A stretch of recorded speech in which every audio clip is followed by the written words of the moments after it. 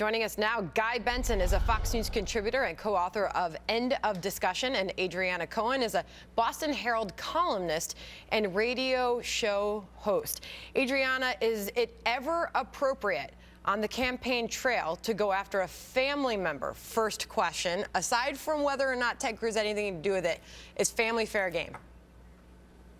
Well, you know, I certainly don't like to see anybody's family get dragged through the mud.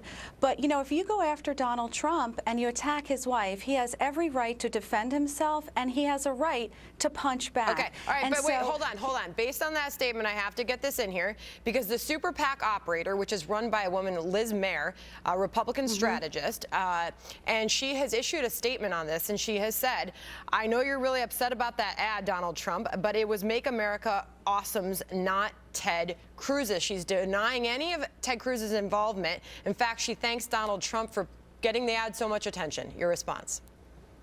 Well, you know, I think she's just probably took a lot of heat from Ted Cruz, because now what Mitt Romney's former campaign person, Liz Mayer, did is she effectively dragged Heidi Cruz in the mud. Now Donald Trump, you know, is going to push back on Ted Cruz's wife because he was provoked by this individual, Liz Mayer.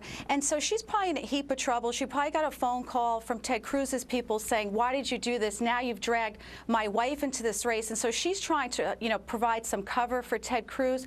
But look, we don't know if Ted Cruz knew about this ad coming or not. I mean, we could take him at his word. People are certainly welcome to do that. Let me go with but that he point benefited in Utah. I mean, this ad launched to throw the delegates, the caucus, to Ted Cruz in Utah. So, I mean, he certainly benefited from it. So, Guy, Adriana is pointing out something that some people are pointing out, and that just because he's not connected with the Super PAC, that he could still be behind the message.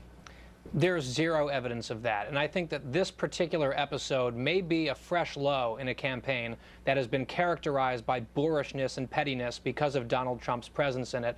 And what it's done in this instance, it has showcased Donald Trump's signature ignorance, where he is blaming inaccurately Ted Cruz for an ad that, by the way, I won't defend at all, that was not connected to Cruz. It was connected to this outside super PAC that has been trolling Donald Trump for months. It also has underscored Donald Trump's low-rent temperament, where he takes his misplaced rage and directs it at another candidate's spouse through a threat. It's just classless and it's stupid, which is unsurprising. Well, Guy, what do you expect him to do? When somebody goes after your wife, what is he supposed to do? Just take it? Any man would defend his wife. No, I'm not saying that What at is all. he supposed to do? Well, so what would you like him to do? Go ahead, Guy. What I would like him to do is to respond by defending his wife and to criticize the people who launched the attack, not to say, oh, I'm going to assume this was launched by someone else wrongly. But should Ted Cruz have come out and condemn the use of his wife in that ad, Guy? I believe that Cruz should.